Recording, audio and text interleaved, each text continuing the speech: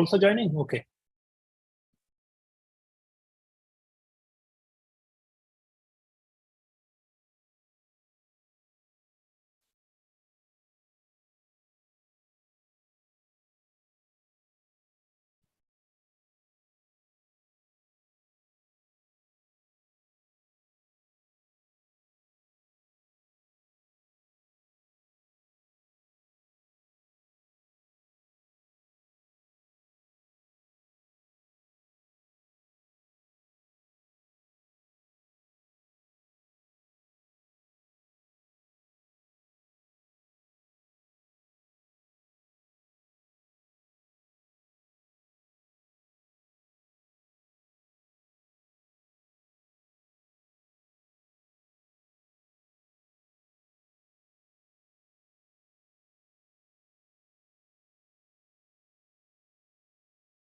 Okay.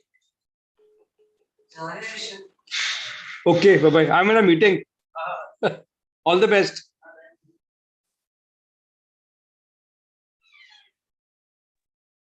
Good evening, sir. Dr. GB Singh. Yeah, good evening. Sir, can you please switch on the video? We can check the audio and video. Yeah, sure. Yeah, your video is. Yeah. Is that okay? It's okay, sir. Yeah. Thank you. Thank you. Dr. GB Singh, good to see you. Chandrakant, how are you? I'm good to see you. आपका frame थोड़ा सही करने की जरूरत है. अब mobile से कर रहे हैं. हाँ. अब ठीक है. थोड़ा सा और अपने थोड़ा सा और पीछे स्क्रीन ज्यादा दूर करना पड़ेगा मुझे. हाँ, तो थोड़ा बेटर आएगा. थोड़ा सा और पीछे कर सकते हैं तो अदरवाइज मैं देखता हूँ अभी how I can do it. Okay. नहीं, I think this is much better. Thank you. हाँ. नहीं, I'll correct it. I'll do it. Okay.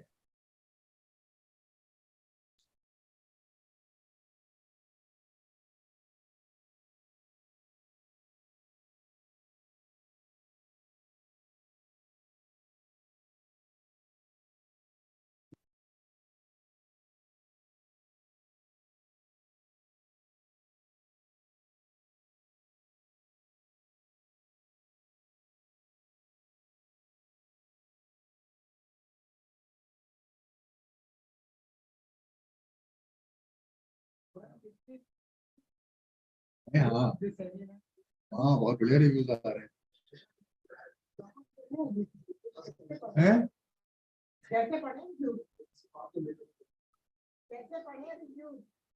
Reviews उसी को टैप करके देखो, उसमें फिर वो मिलेगा, लिंक मिलेगा.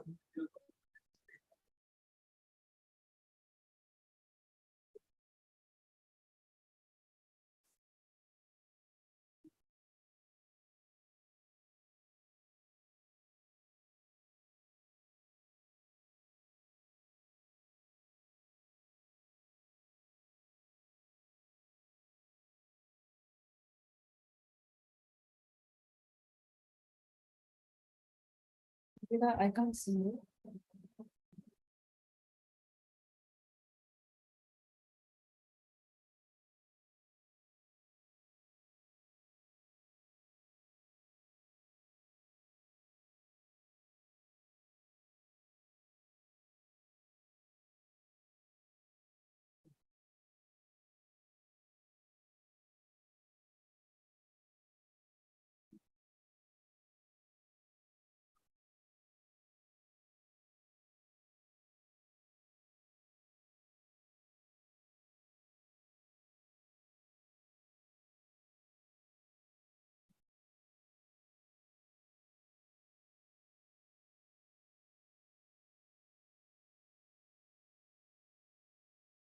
This is for information to all.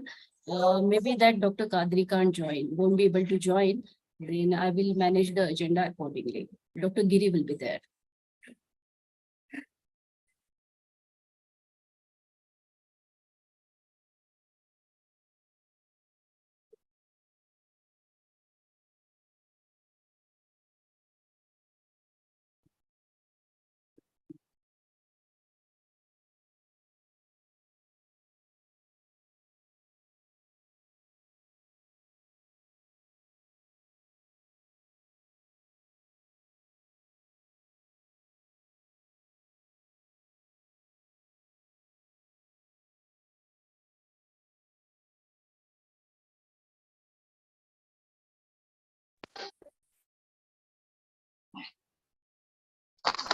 Hello.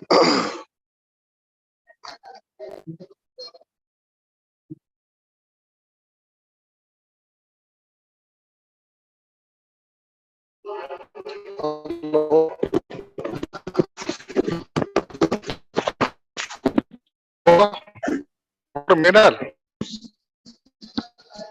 Hello. Good evening, sir. Hello. Hello. Can you hear me, Dr. Minal? Yes, sir. Yes, sir. Good evening, sir. Very good evening. Very good evening, all of you, Dr. Bhalwar, sir. Good evening, Dr. Giri. Thank you very much for joining. Thank you, Dr. Chandrakant Laharia, sir. Our president has joined. I think maximum people have joined except Dr. Kadri, sir.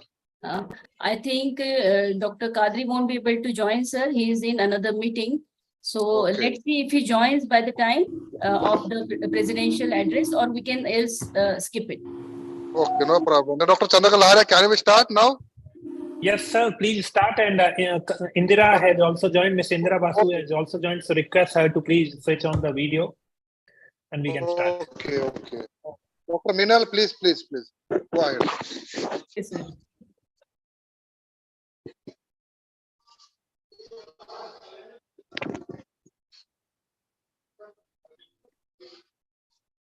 Hello, everyone. Good evening. Good evening, Indira.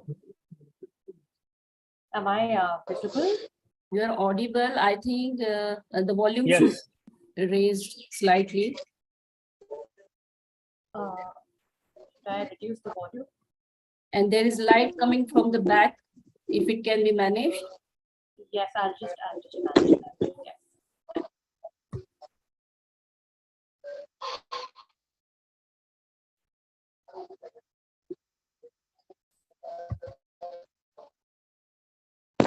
Dr. Minal, Yes, sir.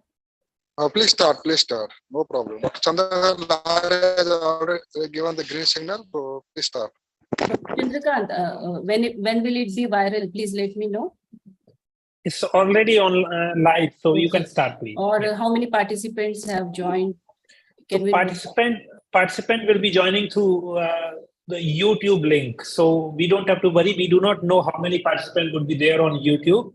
But this group is on Zoom. So let's get started. And because this will be available forever, so like people can watch later on also. We can start. This is being recorded. Thank you. So good evening, respected guest speakers, IPSM President, Dr. M. Kadri, sir, IPSM Secretary General, Dr. Purushottam Giri, sir, Founding Director, FPHS, Dr. Chandrakant Laharia, coordinators of this webinar, and our dear participants. World Population Day on July 11th raises awareness about the challenges posed by the global population growth. This significant event was established by United Nations to emphasize the importance of addressing population-related concerns such as reproductive health, family planning, gender equality, and sustainable development. The medical community, including IPSM and FPHS, observes the underutilization of family welfare services and the difficulties in promoting the family planning methods. The medical community, including IPSM and FPHS, and we all know that India is the 7th largest country by area, the most populous country now. And World Population Day, on this day, let's raise the awareness of safe and voluntary family planning options available. In recognition of the need to shed light on these challenges, the IPSM and the Foundation for People-centric Health System have joined forces to conduct collaborative activities. The theme for the World Population Day 2023 is Unleashing the Power of Gender Equality, uplifting the voices of women and girls to unlock our world's infinite possibilities. In India, the theme is on the occasion of Azadi Ka Amrit Mahotsav, let us take a pledge to adopt family planning as a choice for happiness and prosperity. With this brief background, I welcome Dr. Purushottam Giri, the Secretary General, Indian Association of Preventive and Social Medicine, Sir is currently Professor and Head, Department of Community Medicine, IIMSR Medical College, Badnapur, Maharashtra. Sir, you are requested to please deliver a welcome note. Thank you very much, Dr. Meenal, as the Joint Secretary of IIPSM also. She is working as a Joint Secretary of IIPSM. So I welcome all the dignitaries, especially the founder, President of Foundation for People-centric Health System, FPHS, Dr. Chandrakant Laharia, and today the renowned speakers like Dr. Rajvir Bhalwar sir, even Dr. GB Singh, Dr. Indira ma'am, from even PFA, or our President, Dr. Kadri sir. Because this webinar is being organized as a part of the MOU in between IAPSM and FPHS. In fact, our MOU has already done on 12th July 2022, exactly 1 year back. It's a coincidence, 1 year back, we have the MOU with the FPHS. Because both organizations, FPHS and IPSM is a non-profit organizations, and we have identified the primary health care, universal health care, sustainable development goal, SDGs, and health system as area of our mutual interest, and that's why we have done all these things. We have already organized the public awareness webinar series also on staying healthy for from July to December 6-month program that has been held on every second Wednesday of every month from 6 to 7 p.m. I really appreciate the work of Chandrakant Laharia, the President of the APHS, and I also welcome all the dignitaries once again to this forum. Because today's theme is an on occasion of Azadi Ka Amrit Mahotsav, just told by the Meenal. Let us take a place to adopt the family planning as a choice for happiness and prosperity. And today's webinar title is also like this: addressing the challenges, promoting family planning for happiness and prosperity. With this, because I have given only 1 or 2 minutes, I think so I have completed my within 2 minutes. And Dr. Chandrakant Laharia, best of luck. We will do work this collaboration in continuously every month as we have committed to each others. So once again, thanks to FPPHS and hearty congratulations to the Dr. Chandrakant Laharia. Thank you very much. Thank you so much, sir. Meenal, Dr. Meenal. Thank you so much, sir, for your presence and support throughout. We are obliged to hear from you, sir. We have with us Dr. Chandrakant Laharia, the founding director, Foundation for People-centric Health Systems, a public health and policy expert and writer. Sir, I request you to deliver few lines on the overview of family planning and health services, highlighting its mission and achievements. Over to you. Thank you very much, Dr. Meenal. So at the outset, I would like to thank Indian Association of Preventive and Social Medicine for collaborating with Foundation for People-centric Health System. This is the collaboration which is starting a new approach to public health. And as part of this collaborative engagement, we are going to organize a series of webinars. And this is one of the first webinars in that series. And that's why this description or explanation is being given at the beginning of webinar. Now onward or in the future webinars, we will directly deep dive into those discussions. So the entire idea and the concept is that we on certain themes, there is a need for focusing upon policy aspects, and this webinar is going to focus on policy aspect. Then there is a need for a community engagement, and IAPSM and its network across 650 medical colleges already organizing different community-based events and activity across the medical colleges or their field practices area. So that's a community component. We also have in mind that in future, for any theme around any day or any topic, there would be a third component of community facing or public facing webinars. So the way IAPSM sees it, the way FPHS sees a public health intervention, policy intervention, community engagement, and also public facing. This essentially means what public need to know and want to understand on those topics. And these three components will work together. And that's how our intervention will be developed. Dr. Giri already highlighted that as part of public awareness series, tomorrow onward, every month, every second Wednesday, every month, IAPSM and FPHS will collaborate for public awareness webinar. And those webinars would be addressing concern or questions or what people want to know about certain topics. For example, tomorrow, 6 p.m., there is a webinar on hypertension. Next month, there is a webinar on diabetes. A month later, there is a webinar on thyroid disorders, mental health, obesity. So those are the webinars for public-facing webinars, and that's the entire package which we are going to do. With this background, and without taking much time, I would say thank you very much to IAPSM, Dr. Giri, Dr. Kadri, as well as Dr. Meenal and other members of IAPSM who directly or indirectly contributing to this collaborative effort. I also take opportunity to thank the esteemed panelists who kindly agreed to speak or join for this session. Special thanks to Meenal and also Indira for moderating the session, and thanks to FPHS team also. With this, over to you, Meenal and Indira. Thank you, Dr. Chandrakant, for throwing light on the very purpose of this collaboration and the expectations or the aim behind the webinar. Now, without wasting much of the time, let us move forward to what our audience wants to hear today on the World Population Day. I'm delighted to introduce our guest speakers and experts for today's webinar. We have 3 experts from various fields of expertise. Let me introduce to the first speaker, Dr. Saswati Das, who has 29 years of experience in public health. Ma'am works with UNFPA India as sexual and reproductive health specialist, leads the SRH thematic unit since August 2021. Before joining UNFPA, she was serving as Director Program and Clinical Services in Jaipur, India, where she worked for 11 years.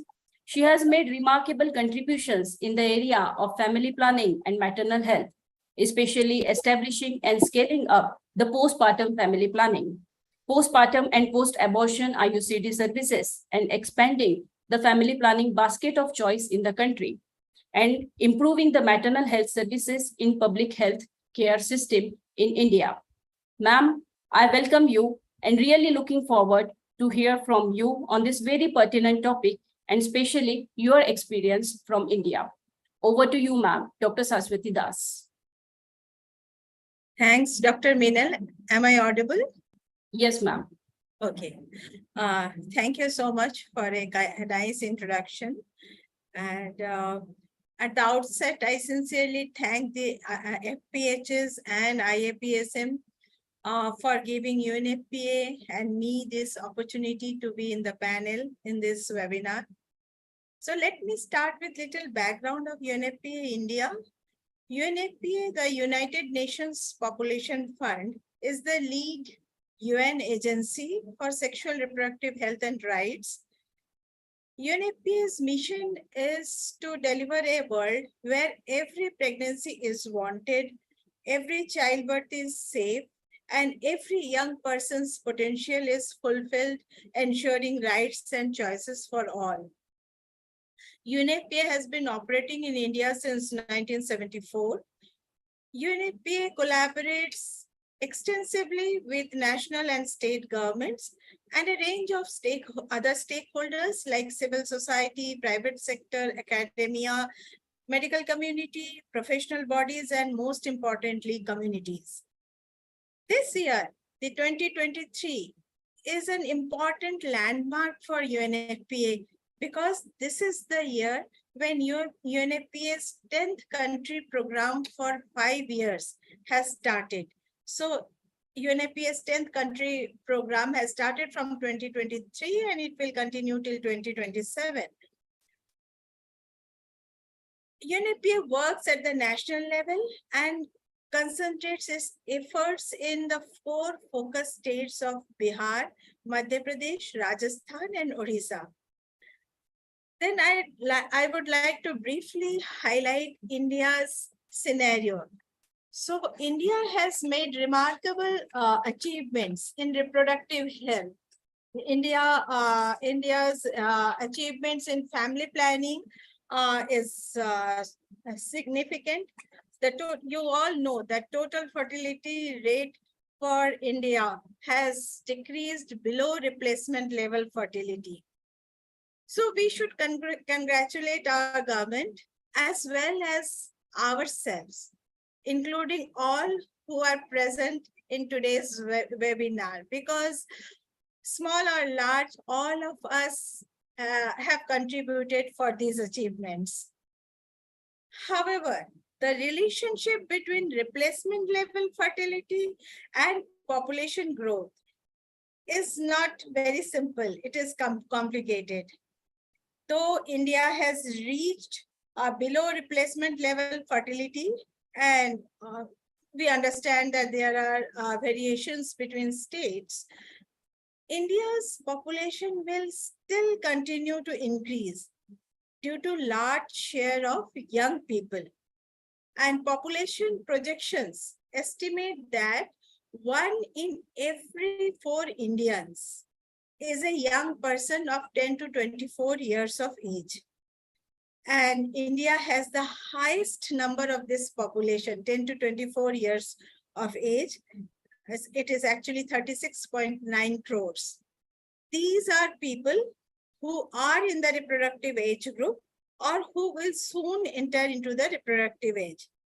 Consequently, India's population is expected to grow till it peaks at 167 crores, around 167 crores by 2063. Then this will eventually there will be a decline in population as part of the natural process of transition. So despite India's significant achievements in family planning, the national data also shows that even with target-free approach and focus on voluntary and informed choice, female sterilization continues to be the most important or popular contraceptive method in this country. 3.5 crore, 35 million women still have unmet need of family planning. Though unmet need of family planning has decreased, still these many women have unmet need for family planning. 20 lakhs adolescent pregnancies happen every year in this country. And nearly half of these pregnancies that happen every year, half of these pregnancies are unplanned and unintended, leading to health risks and reduced educational and employment opportunities. Unplanned pregnancies are partly caused by a lack of access to contraceptive information and services. If the contraceptive need of all these women who have unmet need is met, there will be significantly fewer unintended pregnancies and lesser unsafe abortions. Also, global evidence indicates that addition of one method to the basket of contraceptive choice in a country can increase the use of modern contraceptives by 4 to 8 percentage points. So expanding contraceptive choices and improving access and quality of family planning services, focusing mainly on young people, are vital for this country, for empowerment, health, well-being, and rights of individuals and communities. So in light of India's large youth population, a significant portion of whom we all know increasingly desire to delay marriage and childbearing while pursuing higher education and careers, India needs to focus on increasing the uptake of reversible contraceptive methods to ensure healthy timing and spacing of pregnancy with voluntary and informed choice for contraceptives. So in this background, now I'll share key SRH sexual and reproductive health initiatives of UNFPA. So for addressing unmet need of family planning, UNFPA has been working with the Ministry of Health and Family Welfare and other partners for ensuring quality and access with expanded basket of choice. UNFPA India contributed significantly to the formulation of the commitments of India for FP 2030. UNFPA is one of the major focus areas in family planning is expanding the basket of choice. So for that, UNFPA does advocacy and holds consultative meetings with various groups, including youth. In past, UNFPA procured the first 90,000 doses of the DMPA injection, Antara injection, the contraceptive, when it was introduced in the country. Then currently, UNFPA is procuring the initial doses of 2 new contraceptives, implants and subcutaneous hormonal contraceptive, DMPA subcutaneous, for the country. In fact, yesterday only the implants have reached India, because these two contraceptives are not manufactured in India. So UNFPA is helping the country by procuring the first lots for the entire country. So UNFPA also supports strengthening of logistics and supply chain management, supports quality rollout of full range of contraceptive services in the country based on informed choice, and it intensifies communication for behavior change with special focus on young people. There are challenges that we realize that we face. So I'll just list some of the key challenges, and together we can, if we can address those challenges, I think the family planning program of India will move forward significantly. So the challenges are that though unmet need for family planning has decreased from National Family Health Survey 4 to National Family Health Survey 5 from 2015-16 to 2019-21, but still the unmet need for family planning among youth population is high, and use of modern contraceptives by young population is still low. Another challenge is translating shift of focus from female sterilization to healthy birth spacing.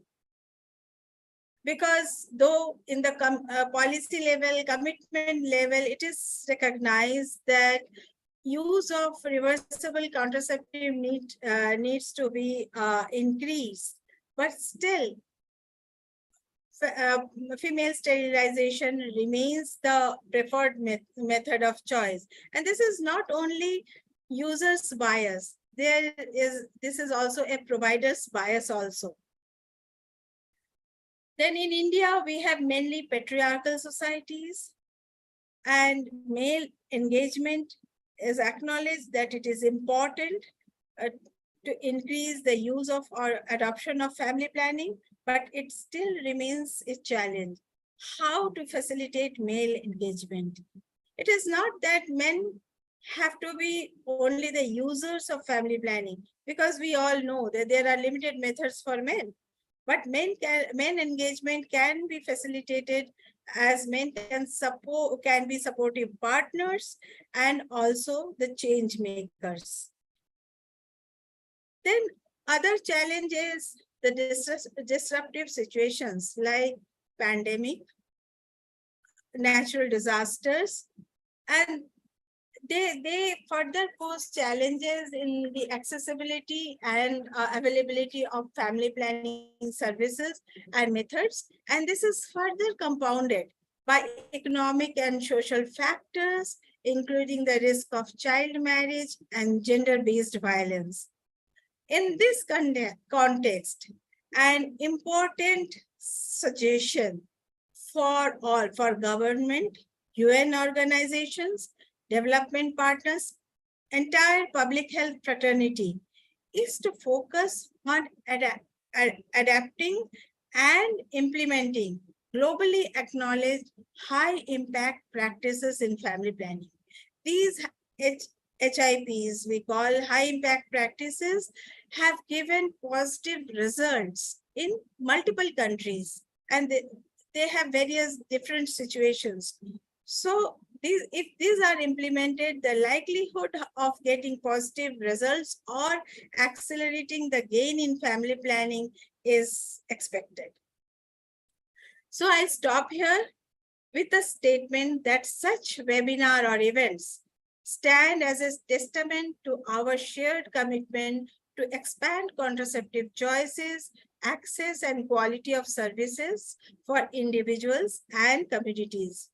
We all need to continuously engage in open dialogues, sharing knowledge, and make inclusive plans for actions which aim for increased use of reversible contraceptives, especially focusing on India's youth population, who can be the real change makers for future in ensuring reproductive autonomy, fulfilling reproductive desires based on correct knowledge, improving health outcomes, and fostering overall development of the country. Thank you. Thank you so much, ma'am. It was really great to hear from you about the latest update on the demographic profile, the population pyramid, and who should be our target couples or target community for adapting the latest methods. As you told that the youth population is the highest population in India, and we need to target them for adopting the newer methods or sustainable methods for spacing. Thank you so much. By recognizing the challenges and opportunities presented by population dynamics, World Population Day serves as a platform for governments, organizations, and individuals to engage in discussions and take action. Through this observance, the United Nations seeks to promote understanding, collaboration, and innovative solutions to ensure a sustainable future for all countries. With these words, I welcome our next speaker, Air Vice Marshal Dr. Rajvir Bhalwar, Principal and Dean, Pravara Rural Medical College. He has got an experience of over 45 years, including 37 years in Indian Armed Forces. I think Sir requires no introduction. The chief editor and lead author of Textbook of Community Medicine, published by WHO, is read and loved by all PG students of community medicine. MBBS, MD, and PhD in community medicine, Sir is a prolific researcher. These are the few words of his renowned achievements to be named. Sir, I welcome you on behalf of IPSM and FPHS and request you to please share your experiences from the field practice area as an IPSM faculty or community physician on the front of population control and challenges thereof. Over to you, sir. Thank you, Dr. Meenal.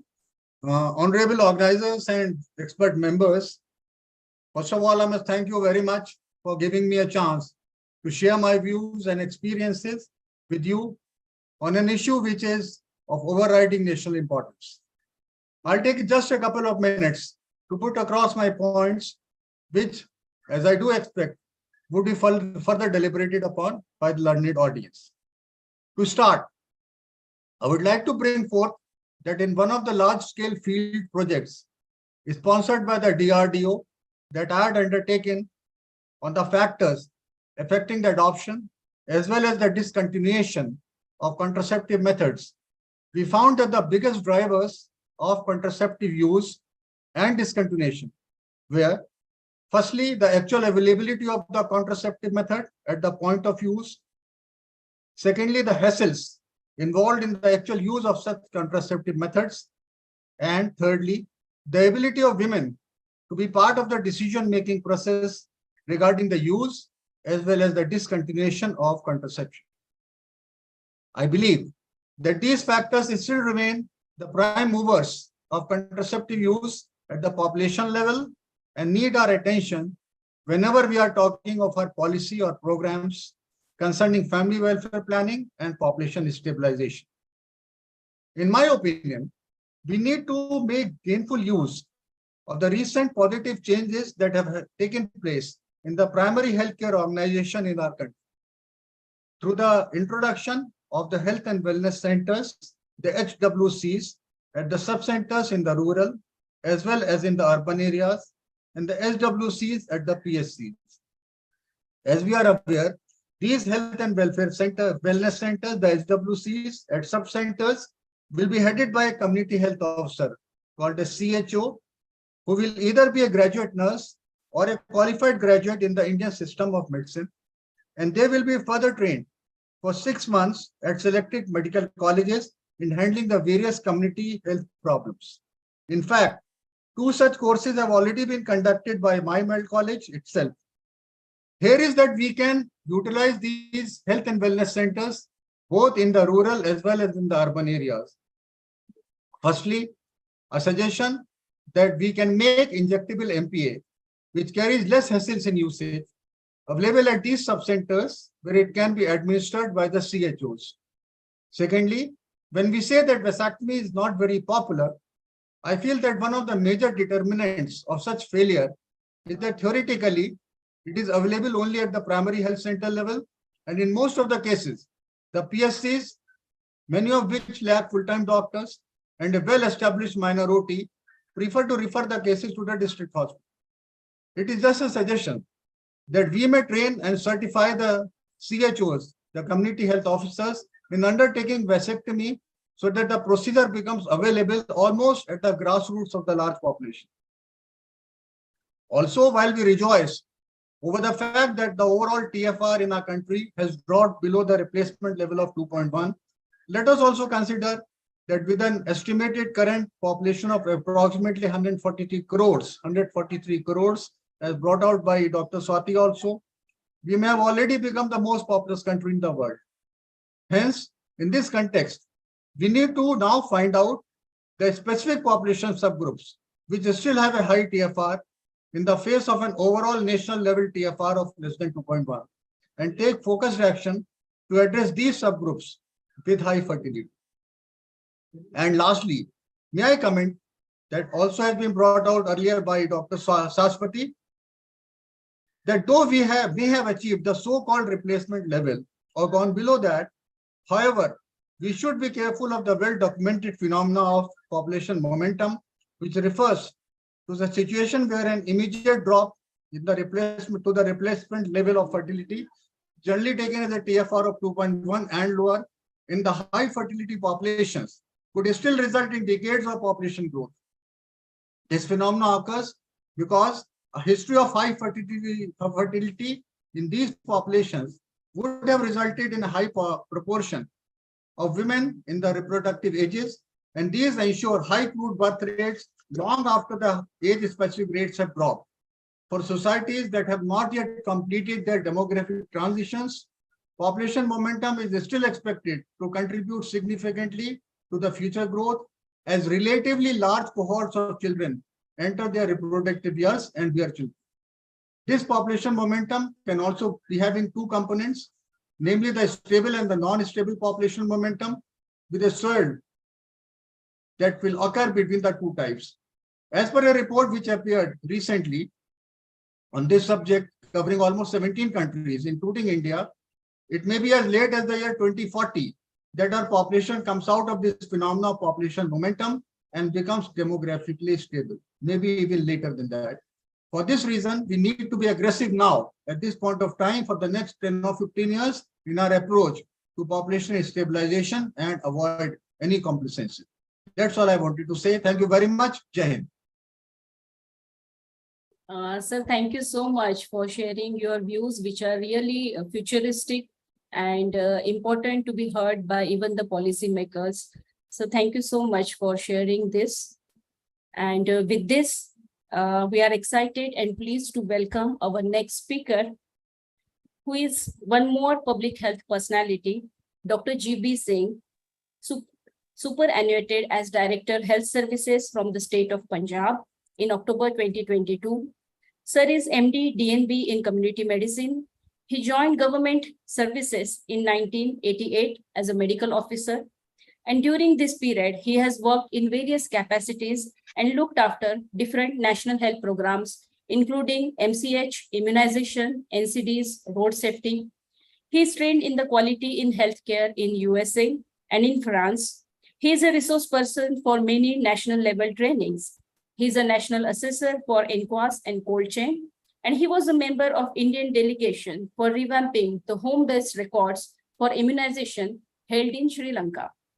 Sir, it's great to have you with us, and I will request you to please put forth your words and experiences in population control and challenges thereof as a public health expert and as a Director Health Services of Punjab. Over to you, sir. Good. Thank you very much. Good evening to all the speakers and the participants in this webinar. My job has been made easier by all the previous speakers, including Dr. Rajvir and Dr. Saswati and Dr. Chandrakant. You see, what we actually lack here, the population control. When we talk about population control, we say that it is only, the TFR has already declined. So when we talk to the policymakers, they usually say that TFR has gone down. Why go for family planning? One of the important events that has changed it has been the NRHM, or what we now know as NHM. During RCH, the whole focus was on family planning. It was the center of all activities. All the other activities, which included the immunization or maternal health, child health, everything revolved around family planning. Whereas when the NRHM came in, as the TFR started declining, the whole focus shifted from family planning to the other things, with the result that the family planning was relegated to the background. And that has caused some dent in the family planning services in the country as a whole. But what I would like to suggest here is that what is our challenge now? The population has already increased beyond 143 crores. And as rightly pointed out by the year's proportion of the young population. And when we look at that, we have to provide them with the population control methods. We need to provide them with the population control choices. But still, it is going to be another almost 40 years when we can think of having some control or maybe some reversal of the population in the country. So what choices do we have? The problems that we are facing now, the sex detection is still the problem. The sex preference, rather I should say, is still a big issue. And preference for a male, which is going to remain there. Can we change it? So that is my question, and that is my challenge that I would like to pose to all of the speakers over here and all the preventive medicine people who are attending this webinar, that this is one of our important challenges, that how we understand that male or female child does not make a difference. I have seen families where there have been 5 or 6 female children followed by 1 or 2 or 3 male children. So a family with 8 children, that means we are going to have 8 couples which are going to be there in future. And those 8 couples, even if they have 2 children each, so where are we heading towards? So this is one of the important things, or the challenges, or thoughts that I would like to put into this group for consideration. Maternal child health services, the economics of the family economics, I'm saying, that is another important challenge for us, to make people understand that this is the family economics which is going to change for them if they have the number of children according to the requirement. So if they are going for 2 children, the family economics change. If they have 6 children, there is a total change in the family economics. So these are the challenges that I would like to focus on. Then, of course, the most important thing here is the education. The education of the community, education of the people, to understand that the family planning is not a compulsion for them. It's a choice. It is their choice, and it is for their benefit. Until and unless they understand this, probably we won't be able to we won't be able to succeed in our efforts for population control. So education, I don't say the family planning education alone. What I mean is the education, the basic education of the community to understand this. As the previous speakers have also pointed out, that the male domination, the female preference for family planning, what is her requirement, what does she need for the family planning, how many children she needs, is a female, is a wife or a woman still able to decide on that? How many families or how many communities allow that? So these are the important questions that we need to pose to ourselves and to the community as well. Then, of course, talking about how we can reach out to the people. Of course, the peer discussions or group discussions or the focus group discussions at the grassroots level, making the people understand, those who have the smaller families, those who are content with 1 or 2 children, and those who are of the same community, who are having the same socioeconomic status, those are the people who can make the people, their own community, understand that this is what is actually required and this is how we should proceed further.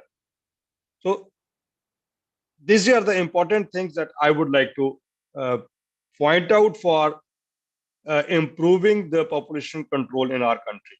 So in the end, the high unmet need, yes, of course, it is there. And unmet need is not because of the lack of methods. It's because the people are not ready to accept it. People are not ready to take up those newer methods of contraception. Dr. Saswati has already pointed out that it is the newer methods which we need to promote. Yes, we need to promote the newer methods, but then the people have to come forward. They need to understand that these methods are definitely going to be better for their health as well as for their future generations as well. We need to make the people understand that it's the maternal health which is much more important for the upliftment, for the betterment of the community, for the betterment of the family, which has to be given a prime spot in the family economics. So these are the questions that I just wanted to raise, and of course, the health wellness centers at the grassroots level, they need to put in a lot of effort. They need to come forward. Our workers at the grassroots, whether they are the ANMs or the CHOs, or our medical, even our medical officers who are working at the primary health center level. So they need to get closer to the community. They need to get much more involved with the community so as to make them feel that they are one of them, and they are able to put their point across that the population control is not for the betterment of the country as such. It is actually for the betterment of the family of that particular individual, of that particular community. So that is all that I wanted to say. And any questions on this, they are also welcome. Thank you very much. Sir, thank you so much for sharing your ideas and strategies which can be applied in the communities, and the use of Health and Wellness Center for bringing out the goals in population control. With this, thank you, sir. With this, I'm glad to introduce a prominent communication expert and media personality who is with us, Ms. Indira Basu, who will be coordinating the interactive session, who will be coordinating the question answer sessions, the questions which have been received by us, by the participants at the time of registration or during the webinar in the chat box. So over to you, Ms. Indira, welcome. Thank you so much, Dr. Meenal. That's a very generous introduction, and my greetings to all the esteemed panelists and members of the audience here, and of course, Dr. Leharia and the foundation. So we have a few questions which had come in earlier from the audience. So I'd like to pitch these to our esteemed panelists. Dr. G.V. Singh, I've got 2 questions in particular for you.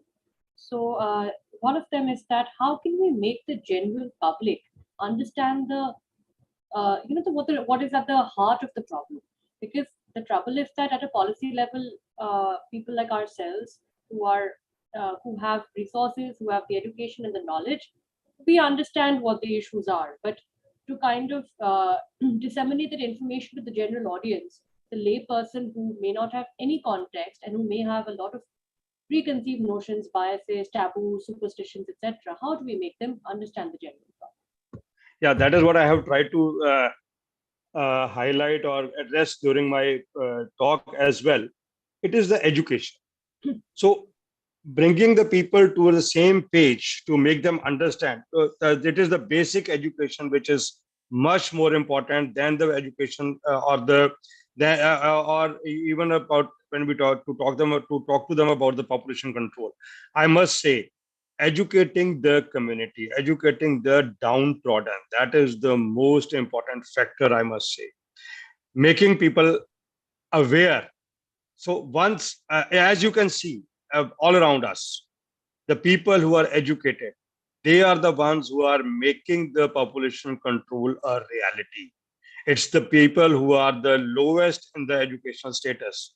All our surveys, whether it is NFHS 4, 5, or whatever survey we carry out, we do understand that it's the people who are uneducated, who are at the lowest quintile or lowest part of the educational status.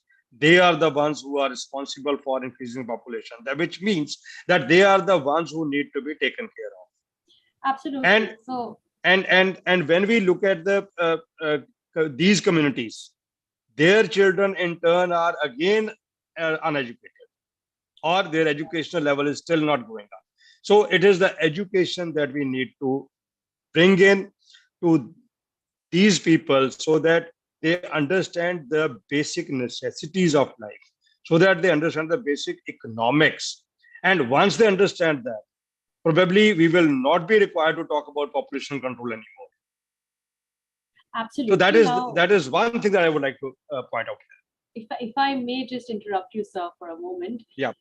So, no, I mean, you're absolutely right. I fully agree with you. I think what I also want to highlight is the fact that often, because we have such a massive population, we're the most populous nation in the world today. Yeah.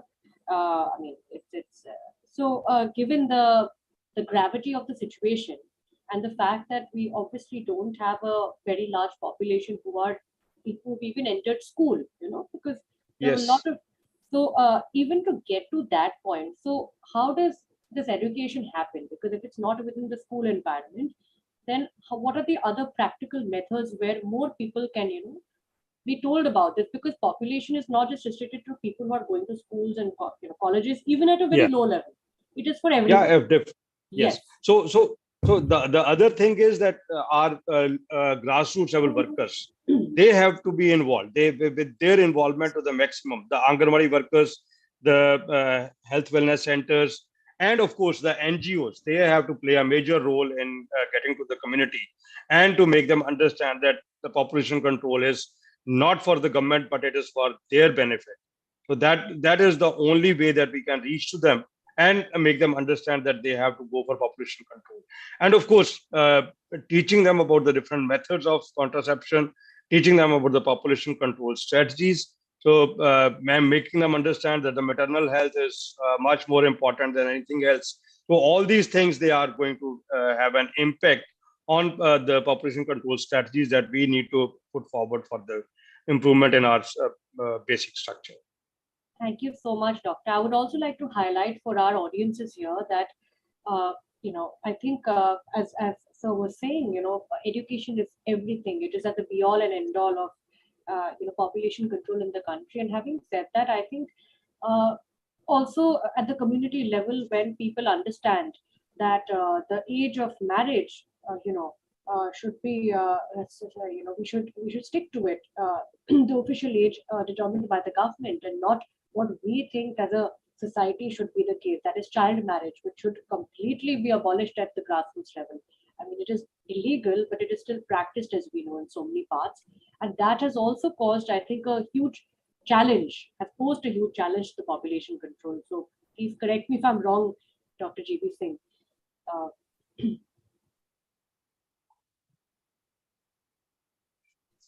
So one more thing I wanted to. So now, Dr. Saswati Das, ma'am, are you, ma'am, if you will please, entertain a couple of questions from our audience. Dr. Das. Yes. Yes. please. Yeah. Hi, ma'am. Ma'am, so basically we have a question for you from the audience, which is that for adolescent contraceptive coverage, what is a good practical strategy? How do we approach this? Because we can't control adolescents from kind of engaging the way they do. But what is a way to educate them? Because it's a very taboo issue even now, especially in lower income groups, in rural areas, plus in urban areas, of course, even among the urban populace. Okay, thanks for the question. Adolescent contraceptive strategy, it cannot work as a standalone strategy. So this has been embedded, and the focus needs to be given more on RMNCH plus A strategy, because RMNCH plus A strategy is built upon the continuum of care concept and is holistic in design, encompassing all interventions aimed at reproductive, maternal, newborn, child, and adolescent health under a broad umbrella, and focusing on the strategic life cycle approach. So that is one. Second is that India's Family Planning 2030 commitment includes expanding range of reversible contraceptives, ensuring healthy timing spacing of pregnancies, because in India, though the legal age of marriage is 18, but early marriage and early childbearing, early pregnancy is very much prevalent. So that is included in the commitment. Then providing the full range of contraceptive choices through Mission Parivar Vikas, intensifying social and behavior change activities for family planning with special focus on adolescence and health. So these are all included in India's FP 2030 commitments, and the cross-cutting is the awareness generation and increasing the range and reach of services for adolescents and youth. So that strategy, this kind of strategy which is embedded in these things should be the focus. And that is the need of the hour. Then through other adolescent health programs which government has rolled out, like RKSK, Rashtriya Kishore Swasthya Karyagram, School Health and Wellness Program, Life Skill Educations, through these that adolescent information on correct information on contraceptives and non-judgmental services can be made available to adolescents and youth. Thank you so much, ma'am, for your valuable insights. I'll now move on to Dr. Rajvir. Sir, we have a question for you, which is regarding newer contraceptive methods and future family planning strategies, given that we're at the highest populated country now. So do you have anything to add to the discussion on futuristic family planning strategies? See, it has already been brought out by Dr. Saswati in her discussion. Right. The newer contraceptives toward which we would be moving are, number one, the injectables. I already have said, under the Mission Parivar Vikas, injectable MPA was introduced initially in 7 states and then moved on further to 13 states. Now that is one thing which is going to be of help, because the hassle of daily use is not there. The protection period is almost 3 months, and it is now available at the sub-center level in most of the states where it has been introduced. And I had suggested that we have to now gradually move on further so as to cover as much of the country as possible with this particular contraceptive. One. Number two, as was already brought out, is the implants. Implants also hold promise because they can be used, they can be effective for a longer period of time. But the only thing is the problem with implants would be that introducing these implants at a grassroots level in the rural areas where the education level and also the apprehensions about contraception are quite high, maybe that we start with the societies or subgroups of population which are having a better level of education, better affordability, see how it works, and then gradually transfer this experience on to the rural areas and the lower socioeconomic areas. I personally feel, and another one is the move on from the conventional. Today we have, as far as the IUDs are concerned, they are a very effective method and very preferred also. At present, we are working on copper T380A and 375. Probably we also need to move on. As Dr. Saswati shared, a new consignment of implants has come. Probably moving on towards the progesterone releasing IUDs, for example, Marina or some those sort of things may also be useful because they also help out, particularly in the ladies who are little elderly age group, who have crossed 30 or 35. They also help out in various other menstrual problems. So they are costly, definitely they are costly, but implants are also costly. So those are the two another new thing which we can move on gradually, starting from a particular selected straight out of the society and then on to the grassroots. So that is my answer to that. And if expert panelists want to add, I would be educated in case they can add on something to this. Thank you so much, sir. I have another question from the audience for Dr. G.B. Singh. Dr. Gurinder, one of the audience members wants to know that how can we incorporate awareness towards couples who want, who are kind of hesitant and who are reluctant and who also don't necessarily want to navigate the taboos. In that superstition overrules everything else, overrules common sense. And this is also, I would like to say that I have also come across families, from educated backgrounds who are very literate, very educated, but religious beliefs or societal or cultural values often kind of are overwhelmingly strong. So how do we tackle those? Because their education is not a barrier. Their prejudice becomes a barrier. Yeah, you're right. There are many couples who do have this type of attitude.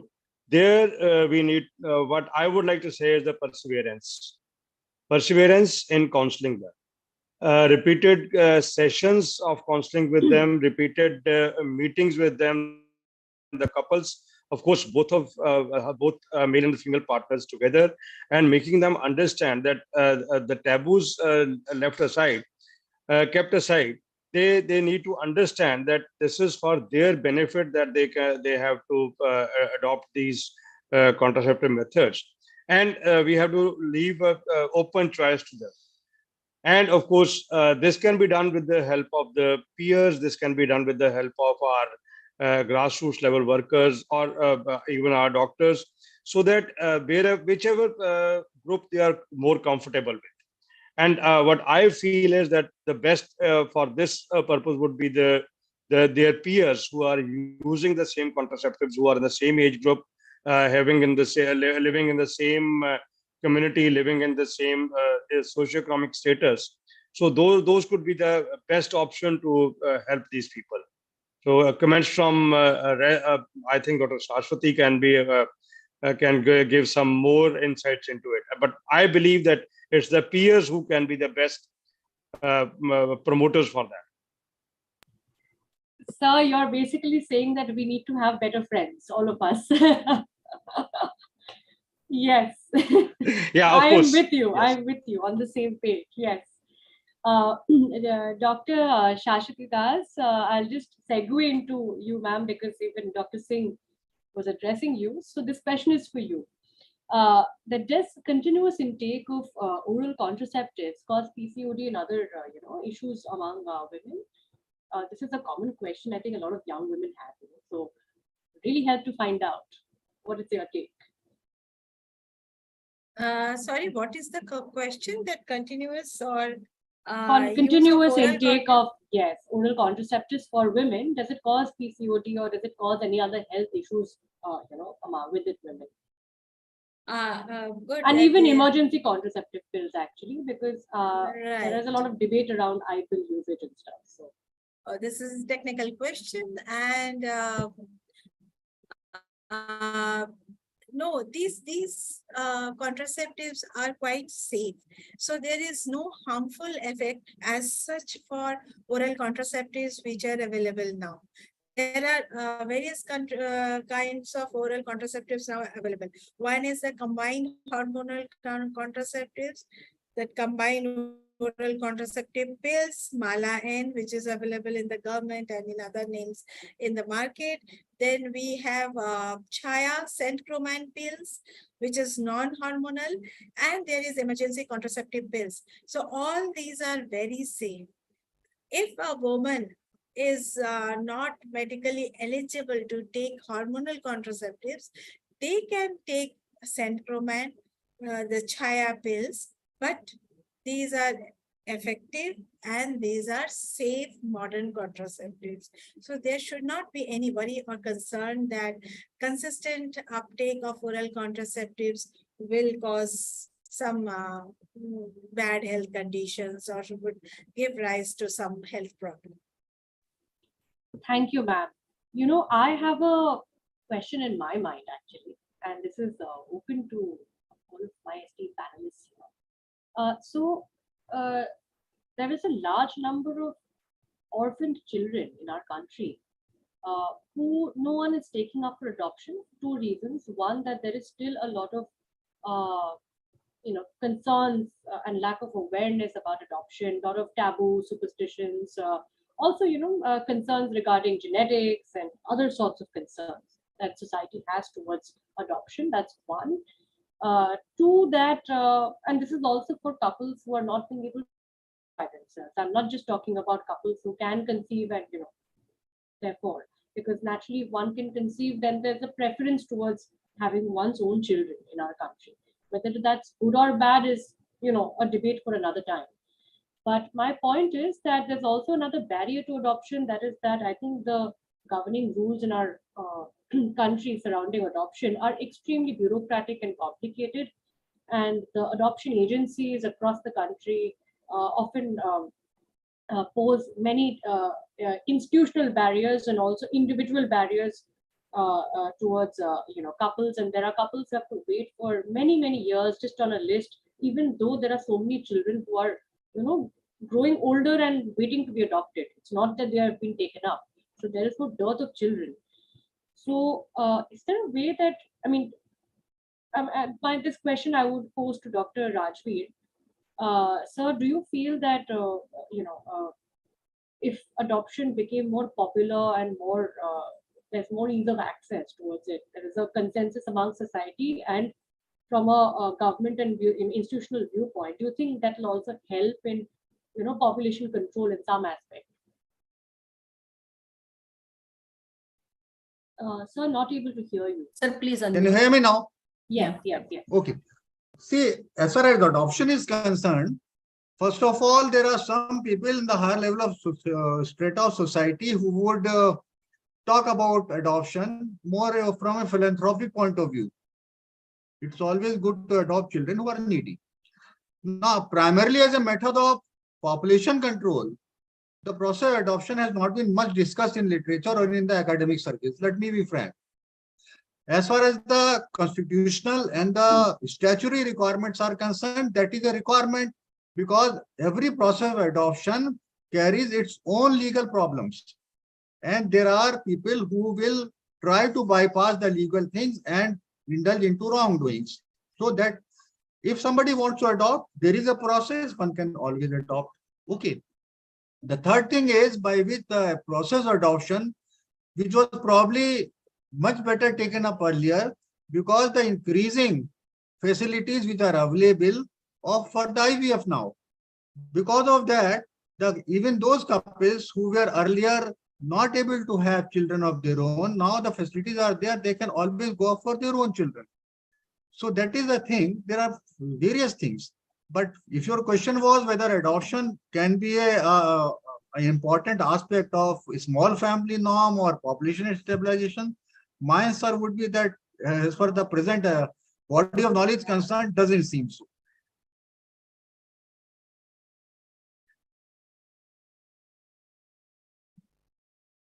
Have I answered? Yes, yes, yes. Thank you so much. Thank you. Perfectly answered that, I think, sir. Thank you so much. I have a last question. This is for Dr. Gurinder. Sir, do you think that, or rather, what is your take on the current role and status of social marketing? Or this is an audience question, so I'm not sure what the audience member means by social marketing, but I assume social media promotions for looking at family planning practices. Do you think that's still a broad practice, or you don't think it's that prevalent? No, there's no doubt that social marketing is definitely a good idea, and it is a good practice for marketing of the family planning or for population control. The social marketing is, of course, there is no doubt about it. It is the requirement for population control, and we can go for it. And we are going for it, and we need to continue with it. Thank you. Thank you so much. With this, we come to the end of our discussion for this evening. Thank you so much to my esteemed panelists, guests, the foundation, and everybody here present today who've taken all the time to be with us. I would like to offer my sincere gratitude and thanks to Dr. Meenal for beautifully moderating this session throughout with me. Dr. Chandrakant Leharia, of course, all of us together, inviting us. Thank you so much, Dr. Leharia. Dr. Saswati Das, ma'am, thank you so much for giving us your valuable insights and your time. Really appreciate you being here. Thank you. Dr. Gurinder Bir Singh, thank you so much, sir. It's such a privilege to have you with us today, really. A true honor. And Air Vice Marshal, Dr. Rajvir Bhalwar, thank you so much for being with us and for answering so many of our pertinent questions for our audience. It's been a pleasure and privilege. Thank you. And to all the members of the audience here, thank you for asking us these questions and making the discussion very lively.